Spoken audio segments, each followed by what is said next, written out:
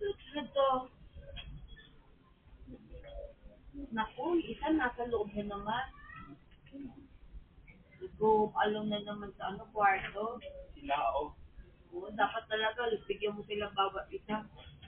Sila, pwede na. Eh, paano yung iba, hindi ano yung bahay talaga? Malay mo sila, hindi naman nanunuka, baka dalawa lang. Yung bahay talaga na pwede silang kwarto. Kawawa naman yun. Isa mo isa, tutulog na lang, magpipig, parang prinsipe ewan. Ayun, no, sa loob. Ibig sabihin na natin na alam, may mga bahay. Ng bahay. Hindi na ako magkano yun. May maliliit pa kita, hindi ko masoko. Hindi, para meron silang matutulugan. Kawawa, ito mo yung ulo, parang wala ng ulo, nakatago. Sinagtad naman talaga solid eh. Lover card.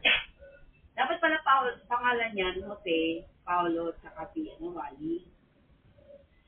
Tapos yung isa din, no? Ito na. Sa kanya yun, nasa bao. Bahay, si bahay.